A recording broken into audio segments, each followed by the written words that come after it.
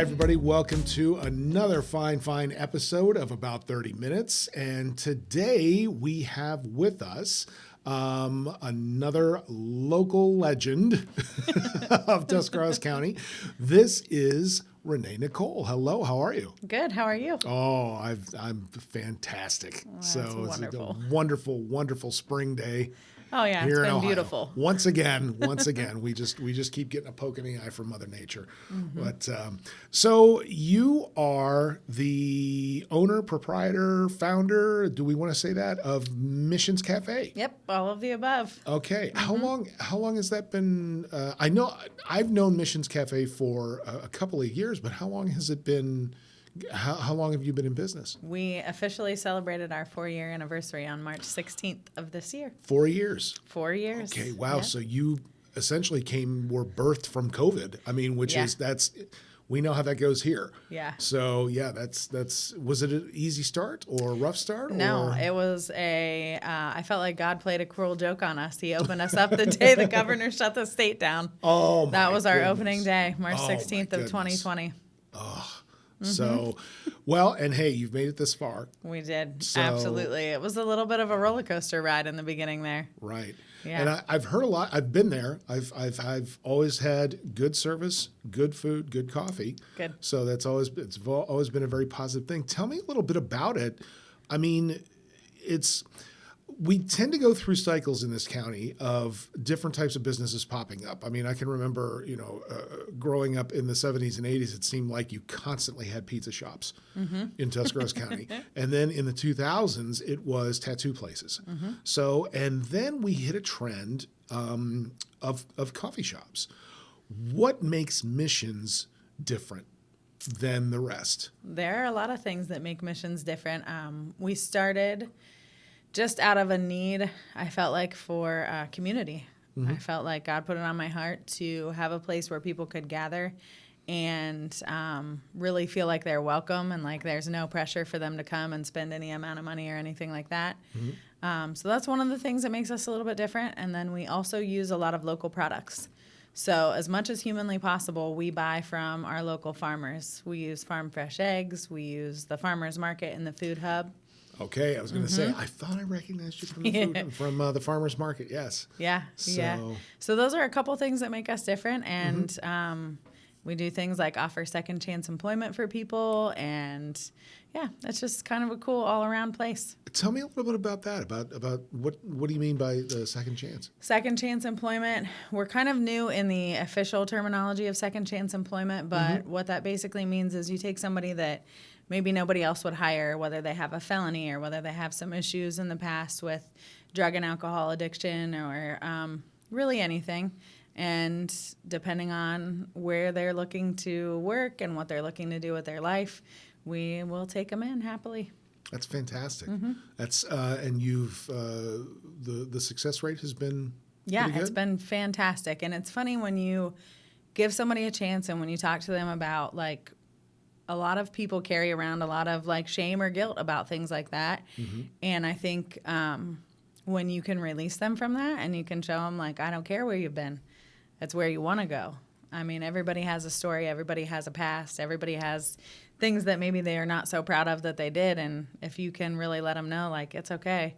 Yeah. You can move forward from that. You don't have to carry it around.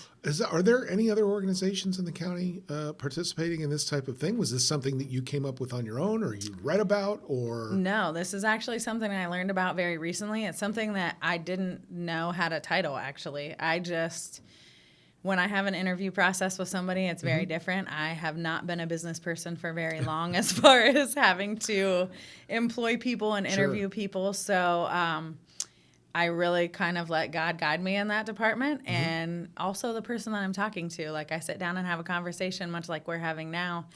And then we just talk about like what happened and who they are and who they want to be and where they want to go with things. And that's usually where it starts. And then I recently met someone that said that's a second chance employment, and I had no idea that was even a thing. That is the first time I've heard the terminology. Yeah, I like that. I mean, that's a very interesting way to look at that particular situation. I mean, it's one of those things that I guess you really wouldn't think of. I mean, is it intimidating for people to sit down and have that conversation with somebody where it's like, you say, tell me what happened. Mm-hmm. Is that difficult?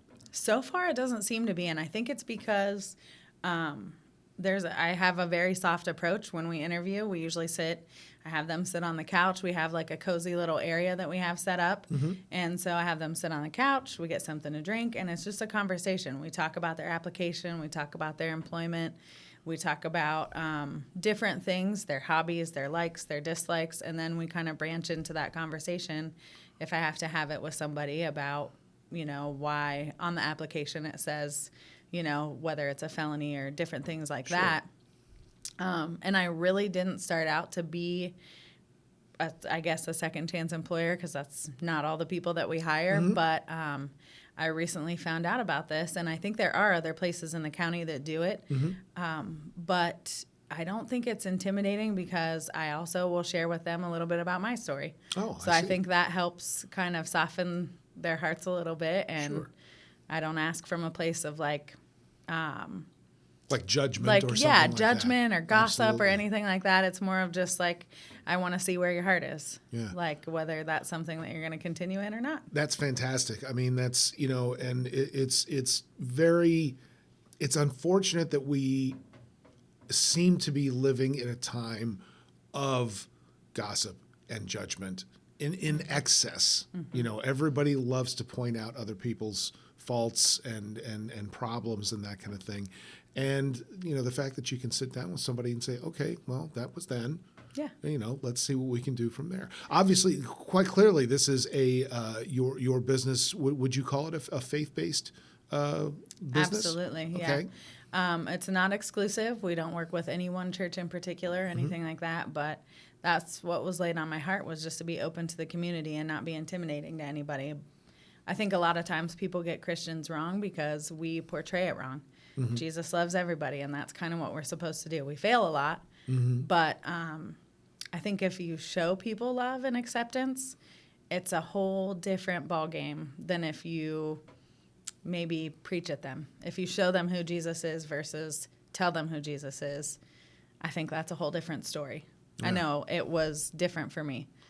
Right. Okay. Now, before we started rolling here, that's a very simple and effective way, I think, of getting in touch with people. And very non-threatening. Yeah. And I mean, I have to agree. I think sometimes people do see, being preached at instead of spoken to. Yeah.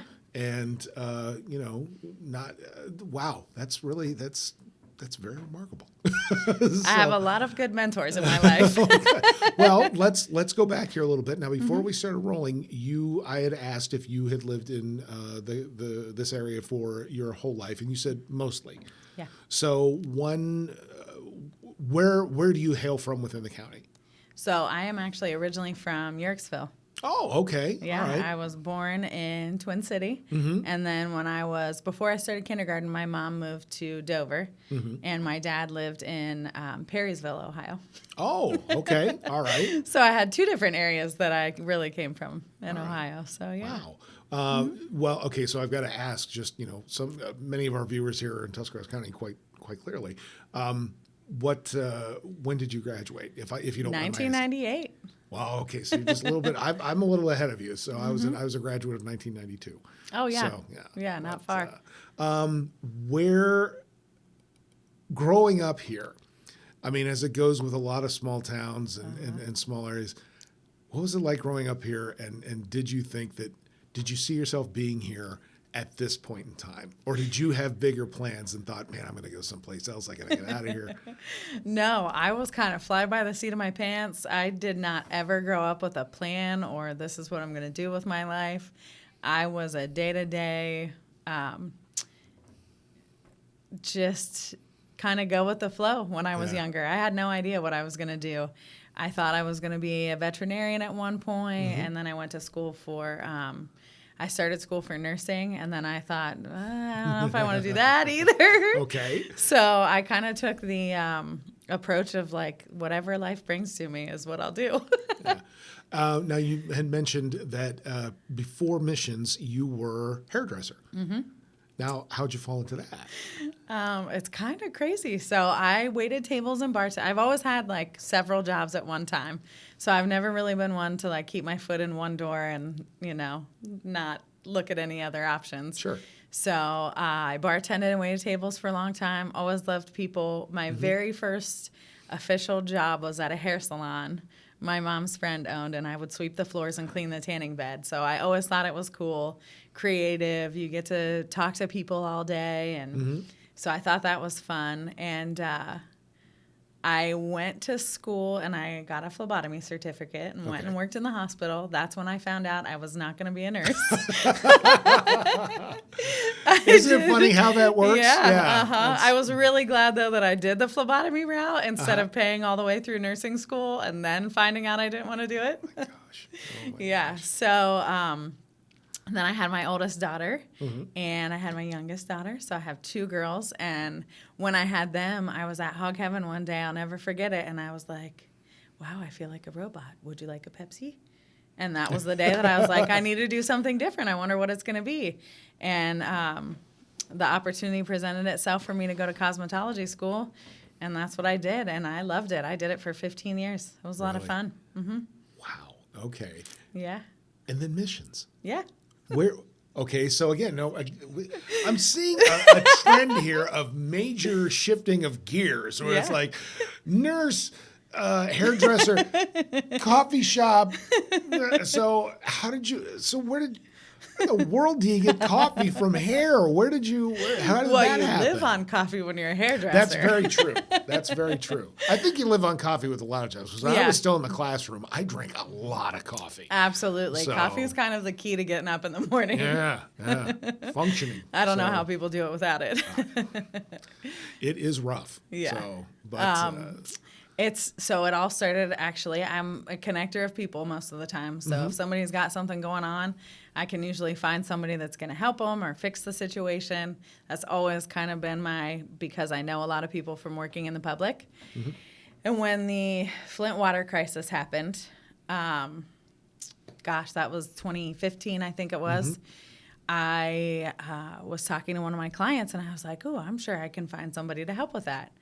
And then I went to my best friend's house and started talking to her about it. And I felt like, and I had just started having a relationship with Jesus again. I kind of walked away from that for quite a few years, drove my own bus. It wasn't great. But I was sitting at her kitchen table, and as we were talking about it, I was like, oh my gosh, I have to go. Shoot, this is going to be me. Yeah. So I started that, and through the course of doing we did a water drive, and my little brother and I took my Jeep filled with water to Flint, Michigan. Wow. Yeah, it was crazy. And then it turned into a whole bigger trip. But at that time is when God spoke to me and said, you're going to do something different. You're going to find a way to impact more people. So I started praying about it. And, that was 2016. And then I just kept praying about it, and it was something that he spoke to my heart that I was going to do some type of a cafe, and that's kind of where it started. So just to back up a second, going into Flint during that crisis, what was that like? I mean, you see pictures of it on TV, you hear about it on the news, you read stories, and you think, I know myself sitting back and looking at this going, this is the United States of America. Yeah. How in the world did we get to a point where one city's water is so contaminated that it's become this big of an issue? What was that like going in there? It was terrifying, for one, because it was, at the time, it was the 7th most dangerous city in the United States. So I was scared, but I also was really heartbroken because it was like 4.5 hours to get there from here. Right. And to me, if you have somewhere in the U.S. that's like, their next door neighbors had clean water. So it was really disheartening to me. And when I got there, the houses that were around this, and I found this little tiny, tiny shelter. is where we ended up going. And No, wait, did you know ahead of time where you, or you were just saying, let's go to Flint and figure out where to take it? no, I actually connected very randomly with this shelter. Oh, okay. All right. And so I connected with them, and it was in one of the poorer parts of the city. Not that there's some wealthy parts of Flint, but this was in one of the areas where a lot of the houses are condemned. There weren't, within the couple block radius that we were in around the shelter actually closed at 3 o'clock in the afternoon because it was too dangerous to stay open later. We got there at 1:30. I did not know about the 3 o'clock closure time, but so a lot of the houses around there were boarded up. It was really sad. But the coolest part was the shelter actually still had clean water because unfortunately, but fortunately, their water bill hadn't been paid, so their water got shut off during the switch. And No kidding. so by the time it got turned back on, it had already been switched back. And so the shelter actually had clean water, but it was probably maybe as big as your office as a whole.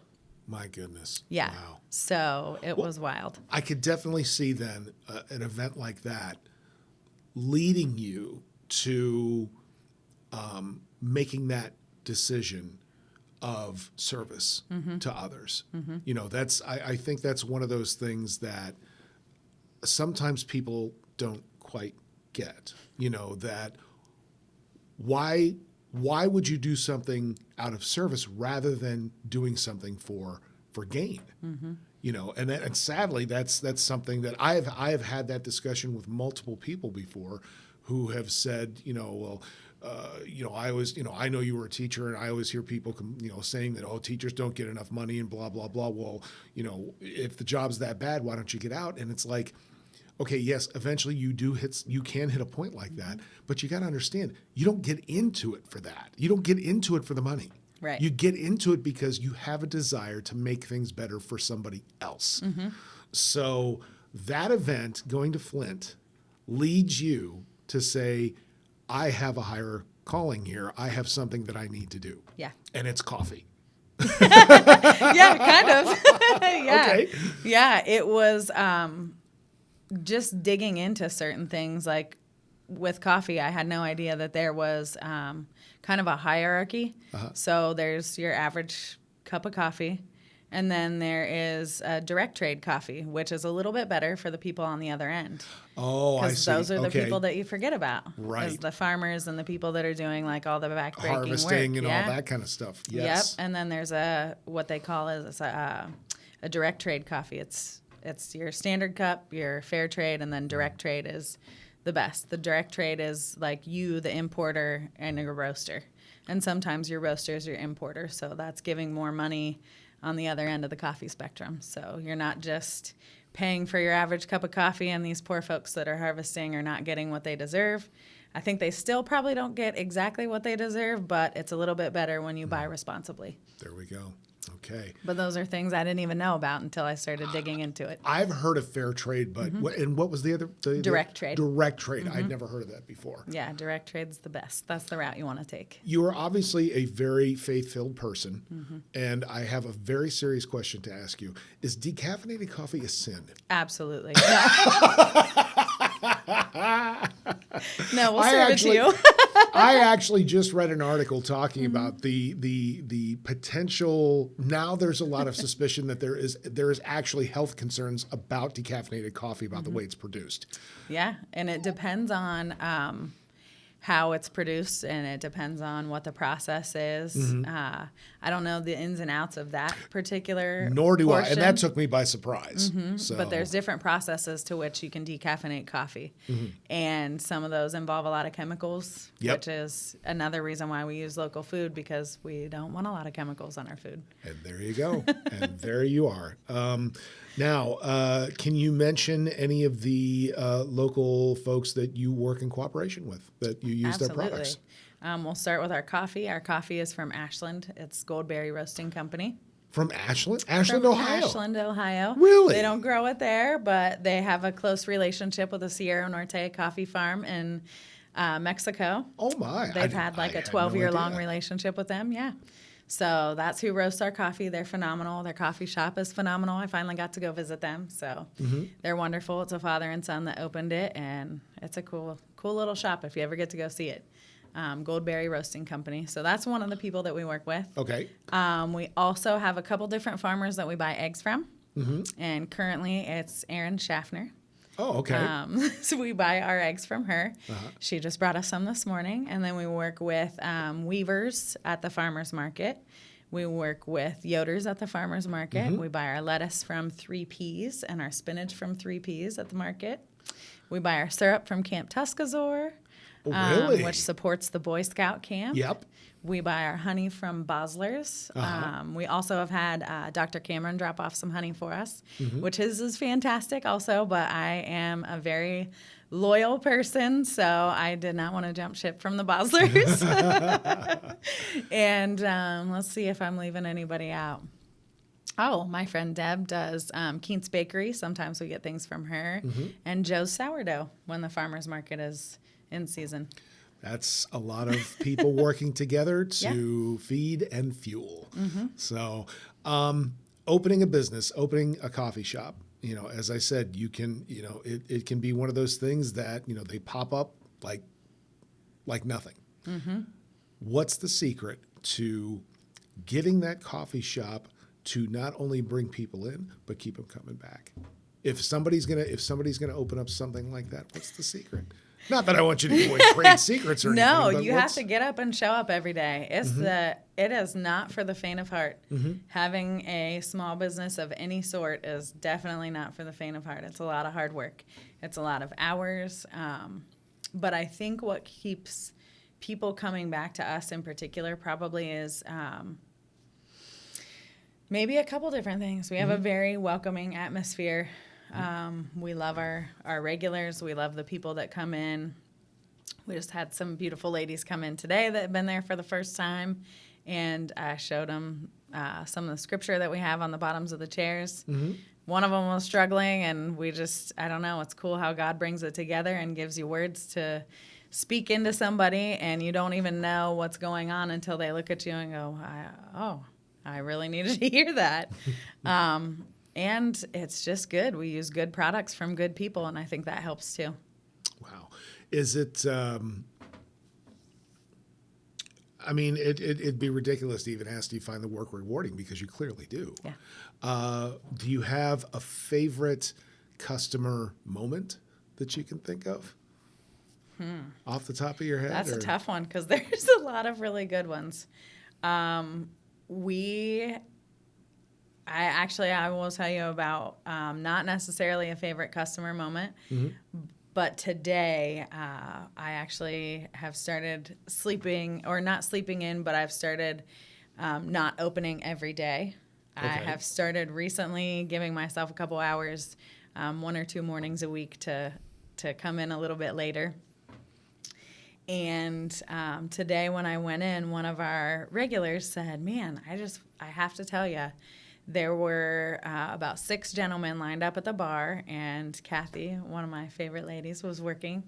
And all of those 6 turned and greeted Darwin when he came in today, and he just thought that was the coolest thing. And then Kathy was a little bit busy, so Chris, one of our regulars that's been with us from the beginning, got up and got these 2 ladies a menu and let them know that Kathy would be right with them. And I just think that speaks volumes about when you make people feel welcome and when you let them know that you love them. That's a certain level of comfort to just get up and go, I got it. And you're not, Yeah. He'll also help us with new employees, though, because he comes in all the time. So he'll let them know if they're ringing things in, oh, yeah, no, that's under here. It's just, and he's not the only one. It's just wonderful to have that feeling of unity and that feeling of family. Right. That's now, and with that feeling, of unity and community and helping others, can you put into words for me, how do you live Tusk? How do you live Tuscarawas County in your day-to-day life? I utilize as much as I can from here. I don't know exactly what Live Tusk means, but I know that I think living Tusk just means look around at your neighbors. Actually look at them, talk to them, smile at them, ask them how they're doing and really care about it. I also share a lot of things with people. So if I know something's going on around the county or something's happening, whether it be art on the alley or the farmer's market, or even like we have a community garden in Dover. It's still in its infancy, but letting people know that like there's some really cool stuff going on around here. How important is it, I guess I should say, to just simply listen and accept others? I think it is so vital, and I think we get so wrapped up because we have really busy lives, and I'm very guilty of this myself. You forget about other people, and you forget how important relationships are, regardless of whether it's just a friendship or if it's just somebody that you're walking in front of on the street, just smiling at them. That can, when I was in 8th grade, this is silly and ridiculous, but when I was in 8th grade, I went to Washington, D.C., and somebody handed me a sticker. And the sticker said, your smile can make the difference in someone's day. And for whatever reason, that has always stuck with me. And it's just something that I have tried to remember. And I try to smile a lot because, you know, people enjoy that much better than looking at a sad face. Yeah. Well, I pointed out when you said that, I was like, you're very smiley. So, and that's good. I don't have a lot to be sad about. That's good. That's even better. Yeah. Well, Renee, thank you so much for coming in with us today. We really appreciated it. You've given us quite the insight on, you know, your personal life, your connection to the county, but also what it means to be not just a good business person, but to just be a good human being. Well, thank you very really much. Appreciate that Thanks very for much. having me. Absolutely. Folks, we hope you enjoyed this episode, and we hope you too will tune in. I know I'll get it eventually. We hope you'll tune in for our next one. Until then, we'll see you later. This episode of About 30 Minutes was brought to you by Rodriguez's House of Stones. Since 1976, the House of Stones is the premier jewelry store in New Philadelphia, Ohio. When you visit our store, you'll find loose diamonds, engagement rings, fine jewelry, custom jewelry, and pieces by the most famous jewelry designers. Rodriguez's House of Stones, where Tuscarawas County gets engaged. Live Tusk strives to create a community of young adults living and or working in Tuscarawas County, Ohio, by assisting opportunities for social interaction and networking.